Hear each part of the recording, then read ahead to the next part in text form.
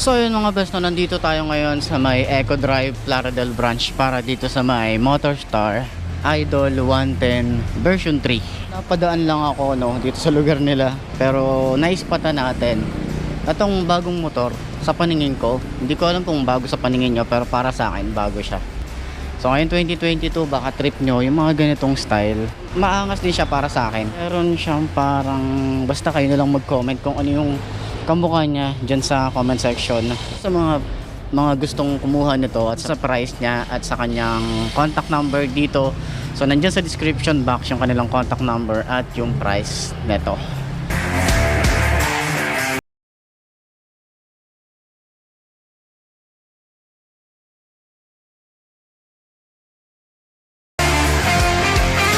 Tingnan nyo naman yung kanyang design.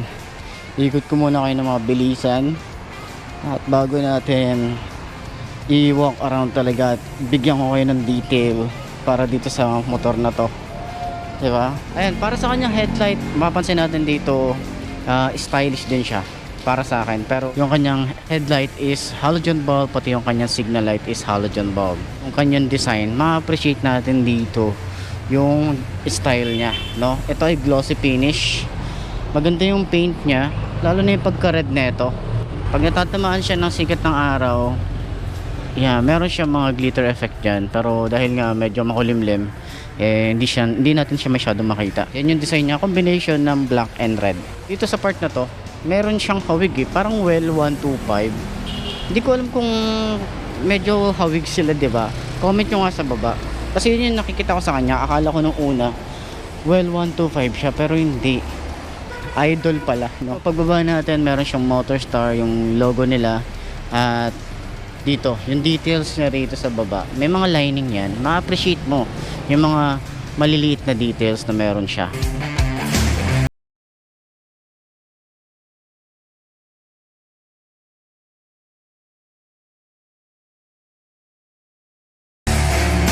Sa design niya, meron siya mga sharp design. Ito. And then meron siyang park light na LED. Merong maliit na details dito na parang alam niyo yung ilong ng ibon, di ba? Parang mga ganun yung design niya. Decals niya, aggressive para sa akin. Tingnan niyo yung decals niya rito sa side. Dito sa side, dito sa side na to. Di ba? Napaka-stylish din. O sa kanyang front fender, flexible yung ginamit dito. Tingnan niyo naman, oh. Yan, napaka-flexible ng kanyang plastic. Extension din yan, matte finish naman to. Sa may likod, kasi tatama na siya kung lalagyan nyo pa ng harang. Kaya okay na yan, mahaba-haba rin naman yung extension nya.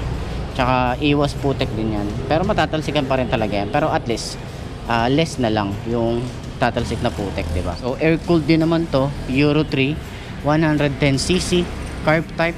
So naka-telescopic fork. Maganda rin yung forks na ginamit. Meron din siya mga glitter effect dito. Gandang-ganda ako sa mga ganitong ngayon. Karamihan nakikita natin sa mga shock is puro ganito.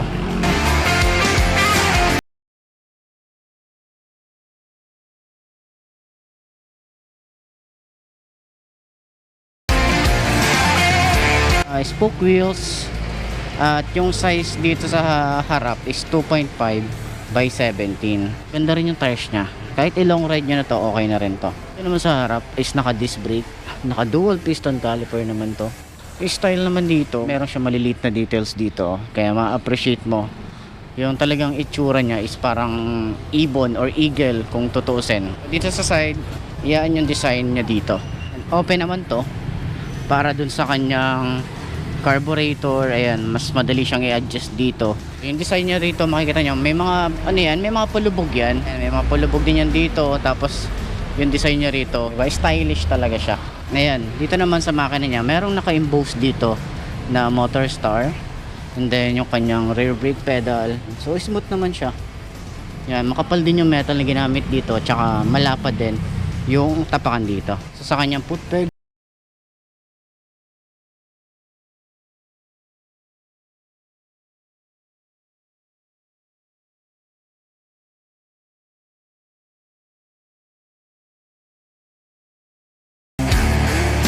so yan, para sa kanyang kickstart, makapal-kapal din yung metal dito. Yung kanyang rubber, yan, makapal-kapal din. Tambucho naman, dito sa elbow niya, medyo maliit lang siya, may payat. no, yung design niya, pero papalaki. Yan, stylish din yung kanyang exhaust cover, stainless din naman to. So wag na natin tanggalin to kasi bago pa lang to eh, diba? Pero ayan yung itsura niya. Yung cover dito na matte finish din yan. Maganda rin yung alloy na ginamit dito.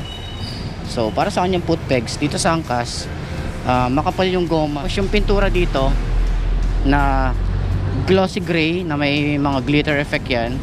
Ganda ng finish ng pintura niya. Dito naman sa side na to, ito plastic to. So kung gagawin nyo itong pang courier, meron kayong pwedeng pagtalian dito at least suporta, diba? So naka standard swing arm din naman yan. Naka dual shock dito sa likod. Medyo manipis-nipis lang or payat lang, no? And then naka drum brake dito sa likod. Spoke wheels din. Ang size dito sa likod is 2.75 by 17. So para sa kanyang tires, ito hindi ko napapalitan. Maganda-ganda na rin kahit ilang ride nyo to, short ride, kahit dyan lang, pwede na to. Tsaka maganda rin yung kanyang tires na ginamit dito. Nylon pala, nylon yung kanyang brand, pati dun sa harap.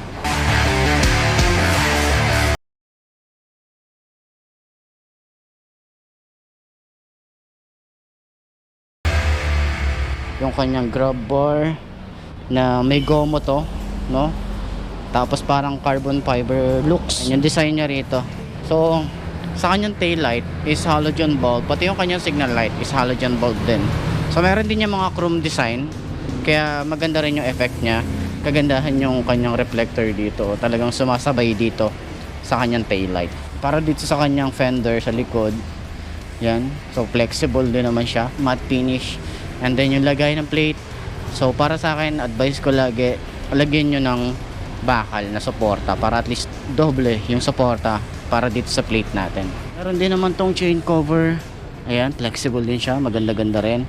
Yung kanyang sprocket size dito ay 36. Sa engine sprocket, di ko sure kung ilan, no, yung combination niya, siguro mga 14, 15, mga ganon. O dito naman sa side is naka dual head shifter din naman siya. Maganda rin yung metal na ginamit dito, makapal-kapal, pati yung side stand, center stand, tsaka yung mga spring dito at yung kanyang foot pegs, makakapal yung ginamit na metal. Hindi siya mukhang tinipid doon. May naka-emboss naman dito na motor star dito sa side ng kanyang makina. So dito naman open din siya para sa on and off ng ating gas. Dito wala siyang side pocket.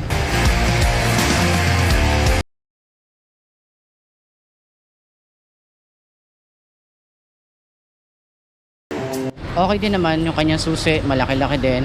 Ignition key niya, maganda rin yung style. Ayan yung itsura. Bunutin natin, ito yung pinakasusi niya. Tapos maganda rin yung kanyang ignition key. So meron din tong safety feature, double lock. Yan.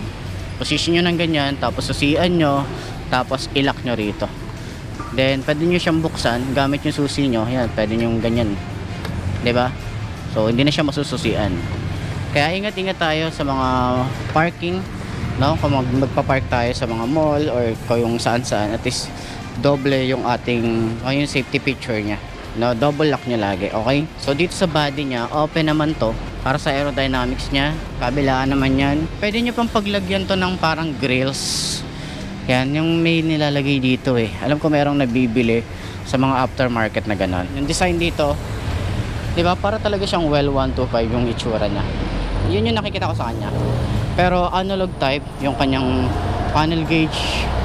Yan, sa side na to kanyang signal light. Pag naka high beam, sa gitna hindi ko alam kung ano meron dito. Para siyang digital eh. Pero dito meron siyang mini digital, yung kanyang gear indicator na hanggang 4 speed lang siya. Okay? So speedometer, odometer, and then fuel gauge. Maganda yung style niya rito, yung mga parang chrome design nasa loob.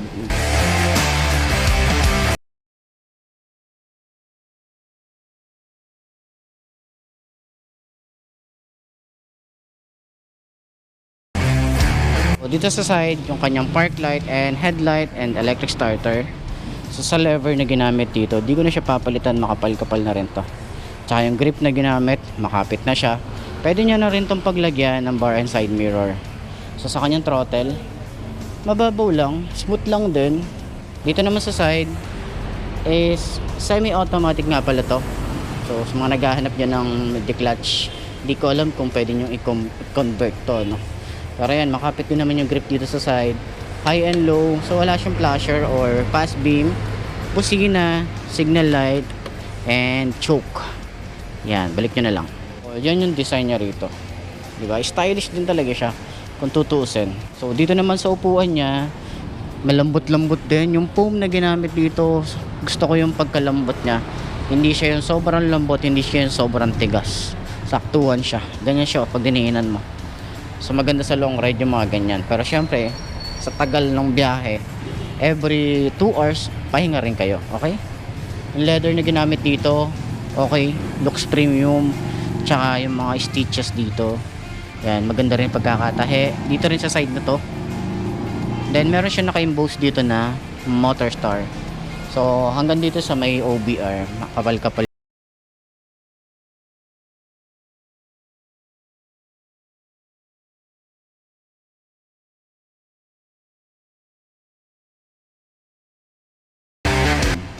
So maganda rin yung kanyang plastic na ginamit dito para sa upuan.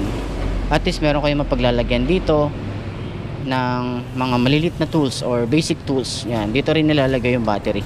So may takip siyang ganyan. Ayan yung magiging itsura niya, di ba? Dito sa side, pwede nyo ilagay dito yung mga tools nyo. Tapos medyo maliliit na pwede nyo gamit na maliliit, di ba? So para sa tangke niya, parang nasa 3.5 to 4 liters yung fuel tank capacity niya. So merong naka-cover dito, at least iwas scratch dito, dito rin. Pero sana binuunan nila kahit goma, 'di ba? Para ayan, tingnan niyo. Papansin natin na nagagasgas yung part dito, 'di ba? So 'yan yung design niya. Yan. So ayun, para doon sa mga kukuha, puntahan niyo na lang dito sa may Eco Drive Plaridel branch. So ayun, sa mga kukuha, nandiyan sa description box yung kanilang contact number at yung price para dito. Ayos na ayos yan.